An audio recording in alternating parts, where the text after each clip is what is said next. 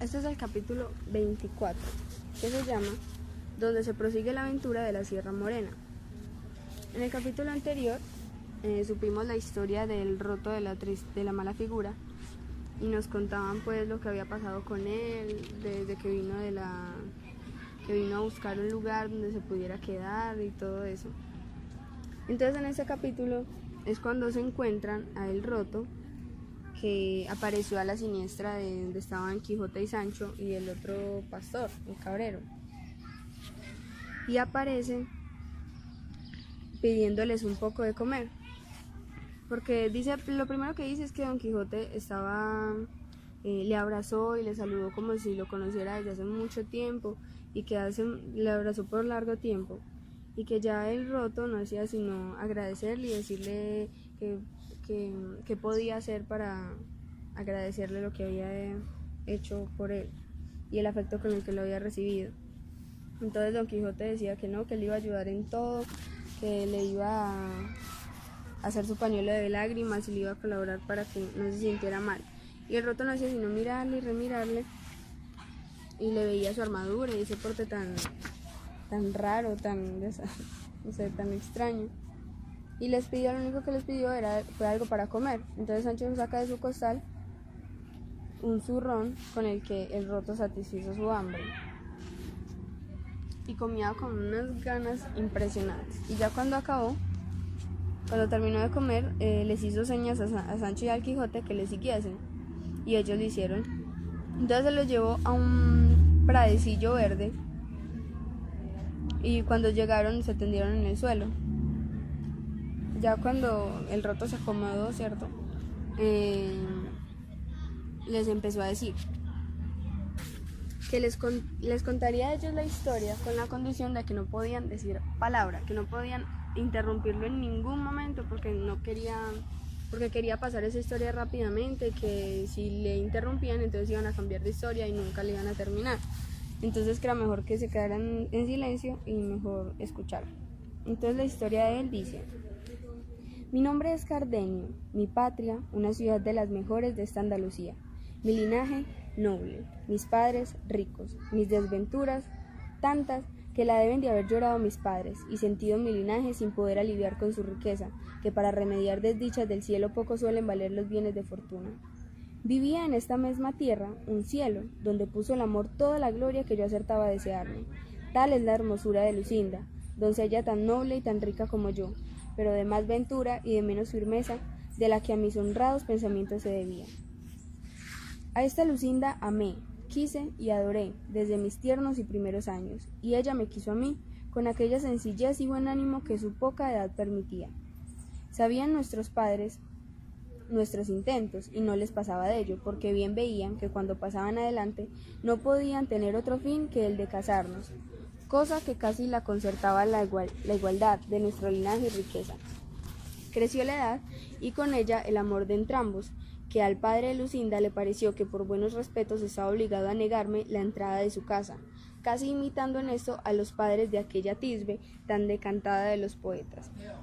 Y fue esta negación añadir llama a llama y deseo a deseo, porque aunque pusieron silencio a las lenguas, no le pudieron poner a las plumas, las cuales son más libertad que las lenguas suelen dar a entender a quien quieren lo que en el alma está encerrado, que muchas veces la presencia de la cosa amada turba y enmudece la intención determinada y la lengua más atrevida. ¡Ay cielos! ¿Y cuántos billetes le escribí? ¡Cuán regaladas y honestas respuestas tuve! Cuántas canciones compuse y cuántos enamorados versos, donde el alma declaraba y trasladaba sus sentimientos, pintaba sus encendidos deseos, entretenía sus memorias y recreaba su voluntad. En efecto, viéndome apurado y que mi alma se consumía con el deseo de verla, determiné poner por obra y acabar en un punto lo que me pareció que más convenía para salir con mi deseado y merecido premio, y fue el de pedírsela a su padre por legítima esposa, como lo hice. A lo que él me respondió que me agradecía la voluntad que mostraba de honralle, de querer honrarme con prendas suyas, pero que siendo mi padre vivo, a él tocaba de justo derecho a hacer aquella demanda, porque si no fuese con mucha voluntad y gusto suyo, no era Lucinda mujer para tomarse ni darse a hurto. Yo le agradecí su buen intento, pareciéndome que llevaba razón en lo que decía, y que mi padre vendría en ello como yo se lo dijese. Y con este intento, luego en aquel mismo instante fui a decirle a mi padre lo que deseaba, y al tiempo que entré en el aposento donde estaba, le hallé con una carta abierta en la mano, la cual antes que yo le dijese palabra, me la dio y me dijo: por esta carta verás, Cardenio, la voluntad que el duque Ricardo tiene de hacerme merced. Este duque Ricardo, como ya vosotros señores debéis de saber, es un grande de España que tiene su estado en lo mejor de esta Andalucía. Tomé y leí la carta, la cual venía tan encarecida que a mí mismo me pareció mal si mi padre dejaba de cumplir lo que en ella se le pedía, que era que me enviase luego donde él estaba, que quería que fuese compañero, no criado, de su hijo el mayor, y que él tomaba a cargo el ponerme en estado que correspondiese a la estimación que me tenía. Leí la carta y enmudecí leyéndola, y más cuando oí que mi padre me decía: de aquí a 2 días te partirás, Cardenio, a hacer la voluntad del duque, y da gracias a Dios que te va abriendo camino por donde alcances lo que yo sé que mereces. Añadió a estas razones de padre consejero. Llegóse el término de mi partida. Hablé una noche a Lucinda, díjele todo lo que pasaba, y lo mismo hice a su padre, suplicándole se entretuviese algunos días y dilatase el darle estado hasta que yo viese lo que Ricardo me quería. Él me lo prometió, y ella me lo confirmó con 1000 juramentos y 1000 desmayos. Vine, en fin, donde el duque Ricardo estaba. Fui de él tan bien recibido y tratado, que desde luego comenzó la envidia a hacer su oficio, teniéndomela los criados antiguos, pareciéndoles que las muestras que el duque daba a hacerme merced había de ser un perjuicio suyo. Pero el que más se holgó con mi ida fue un hijo segundo del duque, llamado Fernando, mozo gallardo, gentilhombre, liberal y enamorado, el cual, en poco tiempo, quiso que fuese tan su amigo que daba que decir a todos, y aunque el mayor me quería bien y me hacía merced, no llegó al extremo con que don Fernando me quería y trataba. Es, pues, el caso que como entre los amigos no hay cosa secreta que no se comunique, la privanza que yo tenía con don Fernando dejaba de serlo, por ser amistad. Todos sus pensamientos me declaraba, especialmente uno enamorado que le traía con un poco de desasosiego. Quería bien a una labradora, vasalla de su padre, y ella los tenía muy ricos, y era tan hermosa, recatada, discreta y honesta que nadie que la conocía se determinaba en cuál de estas cosas tuviese más excelencia, ni más se aventajase. Estas tan buenas partes de la hermosa labradora redujeron a tal término los deseos de don Fernando que se determinó para poder alcanzarlo y conquistar a la entereza de la labradora, darle palabra de ser su esposo, porque de otra manera era procurar lo imposible. Yo, obligado de su amistad, con las mejores razones que supe y con los más vivos ejemplos que pude, procuré estorbarle y apartarle de tal propósito que, viendo que no aprovechaba, determiné de decirle el caso al duque Ricardo, su padre. Mas don Fernando, como astuto y discreto, se receló y temió de esto, por parecerle que estaba yo obligado, en vez de buen criado, a no tener encubierta cosa que tan en perjuicio de la honra de mi señor el duque venía. Y así, por divertirme y engañarme, me dijo que no hallaba otro mejor remedio para poder apartar de la memoria la hermosura que tan sujeto le tenía, que el ausentarse por algunos meses, y que quería que el ausencia fuese que los dos nos viniésemos en casa de mi padre, con ocasión que darían al duque, que venía a ver y a feriar unos muy buenos caballos que en mi ciudad había, que es madre de los mejores del mundo. Apenas le oí yo decir esto, cuando movido de mi afición, aunque su determinación no fuera tan buena, la aprobara yo por una de las más acertadas que podían imaginar, por ver cuán buena ocasión y coyuntura se me ofrecía de volver a ver a mi Lucinda. Con este pensamiento y deseo aprobé su parecer y esforcé su propósito, diciéndole que lo pusiese por obra con la brevedad posible, porque en efecto la ausencia hacía su oficio, a pesar de los más firmes pensamientos. Ya cuando él vino a decir esto, según después se supo, había gozado a la labradora con título de esposo, y esperaba ocasión de descubrirse su salvo, temeroso de lo que el duque su padre haría cuando supiese su disparate. Sucedió pues que como el amor en los mozos por la mayor parte no lo es, sino apetito, el cual como tiene por último fin el deleite, en llegando a alcanzarle se acaba, y ha de volver atrás aquello que parecía amor, porque no puede pasar delante del término que le puso naturaleza, el cual término no le puso a lo que es verdadero amor. Quiero decir que así como don Fernando gozó a la labradora, se le aplacaron sus deseos y se resfriaron sus ahincos, y si primero fingía quererse ausentar por remediarlos, ahora de veras procuraba irse, por no ponerlos en ejecución. Diole el duque licencia y mandóme que le acompañase. Venidos a mi ciudad, recibióle mi padre como quien era. Vi yo luego a Lucinda. Mis deseos, de los cuales di cuenta por mi mala don Fernando, por parecerme que en la ley de la mucha amistad que mostraba no le debía encubrir nada. Alabéle la hermosura, donaire y discreción de Lucinda, de tal manera que mis alabanzas movieron en él los deseos de querer ver doncella de tan buenas partes adornada. Cumplíselos yo, por mi corta suerte, enseñándosela una noche, a la luz de una vela, por una ventana, por donde los dos solíamos hablarnos. Viola ensayo, tal que todas las bellezas hasta entonces por él vistas las puso en olvido. Enmudeció, perdió el sentido, quedó absorto y finalmente tan enamorado, cual lo veréis en el discurso del cuento de mi desventura. Y para encenderle más el deseo que a mí me celaba y al cielo a solas descubría, quiso la fortuna que hallase un día un billete suyo pidiéndome que la pidiese a su padre por esposa, tan discreto, tan honesto y tan enamorado, que en leyéndolo me dijo que en una sola Lucinda se encerraban todas las gracias de hermosura y de entendimiento que en las demás mujeres del mundo estaban repartidas. Bien es verdad que quiero confesar ahora, que puesto que yo veía con cuán justas causas don Fernando a Lucinda alababa, me pesaba de oír aquellas alabanzas de su boca, y comencé a temer y a recelarme de él, porque no se pasaba momento, donde no quisiese que tratásemos de Lucinda, y él movía la plática aunque la trujese por los cabellos, cosa que despertaba en mí un no sé qué de celos, no porque yo temiese revés alguno de la bondad y de la fe de Lucinda, pero con todo eso me hacía temer mi suerte lo mismo que ellas me aseguraban.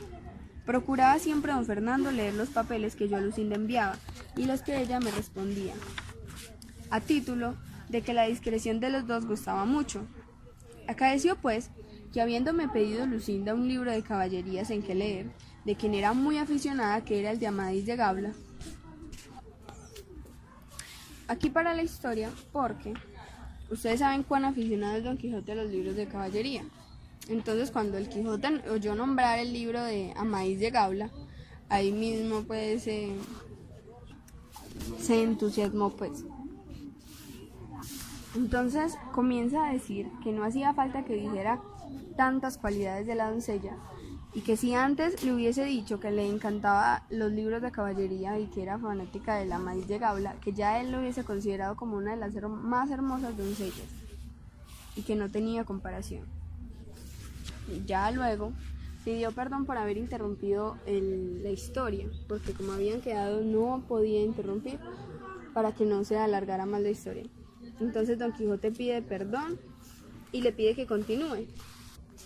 Pero cuando fue a mirar, Cardenio, que así se llamaba el señor, tenía la cabeza hacia abajo y no miraba un solo punto así muy detenidamente.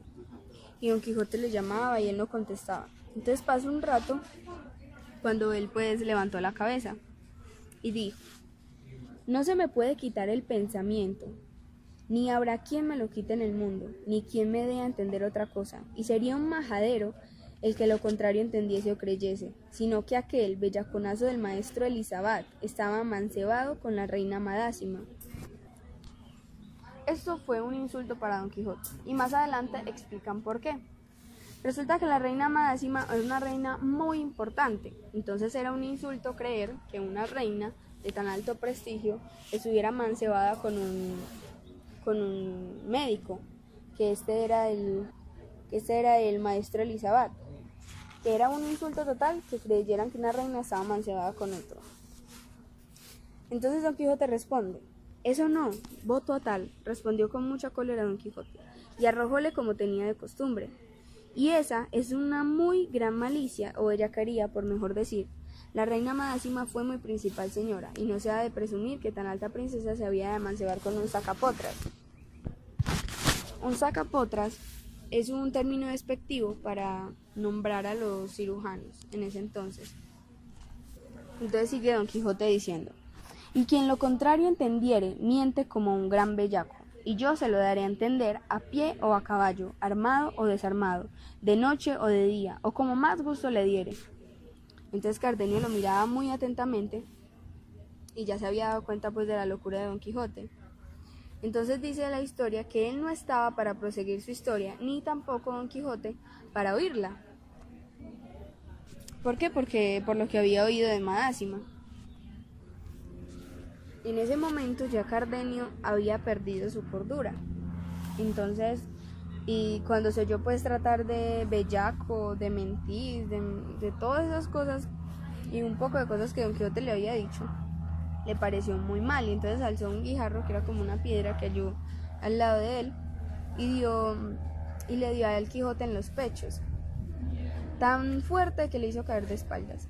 Entonces Sancho Panza, que vio en el suelo a su señor, se fue contra el loco ese con el puño cerrado, intentando pues defender al Quijote, pero no fue así porque el roto le dio un golpe tan tremendo que dio con él a sus pies. Y luego ya se montó encima de Sancho y le empezó a pegar en las costillas y le rompió las costillas como no se lo imagina. Entonces se metió el cabrero y es que a defenderlos, porque pensaba pues que era impresionante que los dos estuvieran en el suelo. Y cuando el cabrero fue a defenderlos también recibió un golpe que los dejó en el suelo. Entonces ya Cardenio al ver que todos estaban en el suelo y que ya había derrotado a todos, se fue muy tranquilo y se fue corriendo por la sierra. La culpa se la echaron al cabrero. Sancho empezó a replicar el por qué el cabrero no les había dicho que a él le daban esos ataques de locura tan repentinos. Entonces el cabrero se excusó diciendo que él sí lo había dicho, y en realidad sí lo dijo, cuando contó la historia de cómo había llegado Cardenio a esas tierras de Sierra Morena. Entonces a Sancho le dio mucha rabia y al cabrero obviamente también de que le estuvieran replicando, y los dos se agarraron a golpes y se empezaron a pues el libro dice textualmente que se asieron de las barbas y se dieron tales puñaladas que si Don Quijote no los pusiera en paz, se hicieran pedazos. Entonces decía Sancho así con el cabrero: déjeme vuestra merced, señor caballero de la triste figura, que en este, que es villano como yo, y no está armado caballero, bien puedo a mi salvo satisfacerme del agravio que me ha hecho, peleando con él mano a mano como hombre honrado, porque recordemos el pacto que habían hecho Quijote y Sancho de que él no podía pelear con otro caballero. Entonces, como él no era armado caballero, entonces bien podía pelear con el cabrero. Así es, dijo Don Quijote, pero yo sé que él no tiene ninguna culpa de lo sucedido. Entonces con esto los apaciguó, y Don Quijote volvió a preguntar al cabrero si sería posible hallar a Cardenio, porque quedaba con mucho deseo de saber pues el final de la historia, porque recordemos que quedó como a medio contar. El cabrero le dijo que él no sabía dónde podía estar Cardenio, pero que si andaban por esos contornos, que obviamente lo iban a encontrar, ya sea cuerdo o loco. Entonces ya sabemos que Don Quijote estaba decidido a encontrar a Cardenio por donde fuera, porque primero quería saber el fin de la historia, quería saber cómo había logrado hacerse tan loco y todas esas cosas. Y segundo, porque además se quería preguntarle por los versos que había encontrado en esa maleta, que en el capítulo anterior se menciona. Entonces en este pedazo termina el capítulo 24 y comienza el 25.